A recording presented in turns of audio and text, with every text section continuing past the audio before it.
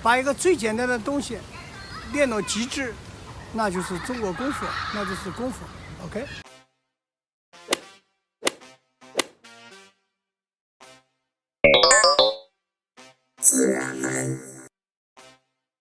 Welcome to part 2 of our Ziranmen series. The topic for this episode is the heart of our system, the training method. As I mentioned in part 1, we do not have any forms and we just train simple moves. But what does that mean?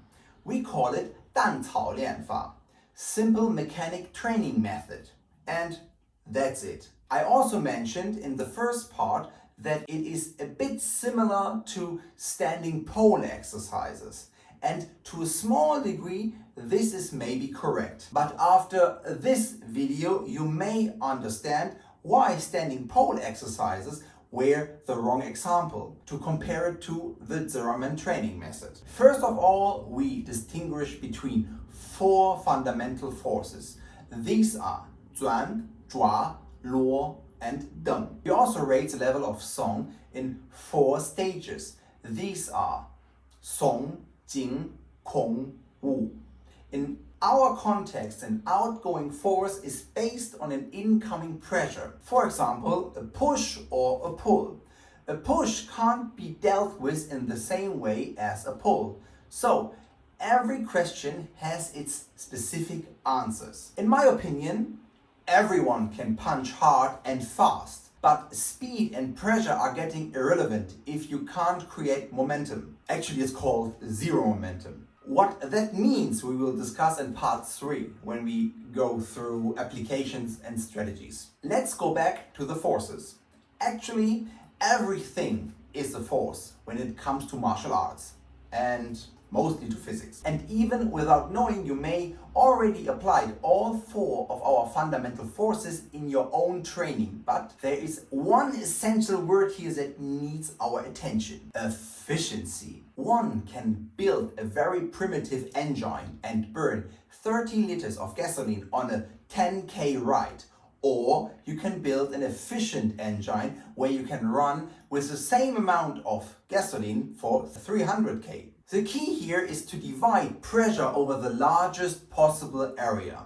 To do so, you need to be able to extend your joints and the specific muscle chain. And in this process, you need to connect over tension with other joints. As more joints are in line, as more you divided the incoming pressure. That's by far easier said than done. And to recite my teacher here again, if you can do it, it's easy. The whole idea behind it is not that far away from training methods of modern combat sports as boxing or MMA. You are conditioning yourself to react or act towards specific actions in specific ways. More to that in part 3. Key exercises, yeah! First of all, 走路, walking. This is our most important exercise. You will start with it as a beginner, and even with thousands of training hours, you are still going to do it. By not moving, you have to move everything in your body to not move. And by shifting your body weight from left to right, you have to shift it in a way that you are actually not shifting it. By time, this exercise gets more and more complicated and difficult. P-Tran, splitting fist. Our P-Tran looks quite similar to the Xingyi P-Tran, but every Xingyi Tran practitioner would think that this one crosses a lot of red lines. The reason is, it's not Xingyi. No time to explain. We try to split the incoming pressure by forcing the opponent to overbend, or let's say to lose his balance by trying to reach his target and let him run into our structure. First hammer, the lifting hammer. This exercise is quite close to the Qishou, hands lifting in Taiji Chuan. The goal here is to create a fast, open and closing force vector change between head and lower back. Taiji Bu, Taiji step. With Taiji Bu, we try to create tension through the so-called Mingmen area to change the angle of attack. All of these simple exercises are very close linked to each other, / there are variations of another. Let's simplify it. Imagine your body is a highway with entries and exits. As more entries and exits there are, as faster you will reach your destination. As more joints you can use to bridge, as more efficient you can deal with pressure. All of our exercises are trying to extend the mobility of the joints and increase the connectivity between them. We mostly focus on shoulder blades, collarbone, chest bone, spine, coccyx and pelvic.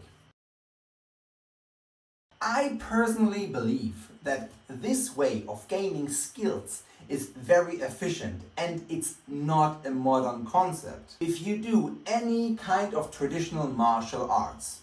So why trying to do a sequence or form if you can't do one technique correct? And why trying to learn 3 styles if you can't do one step? Don't get me wrong here, I don't try to say that my style is the greatest of all.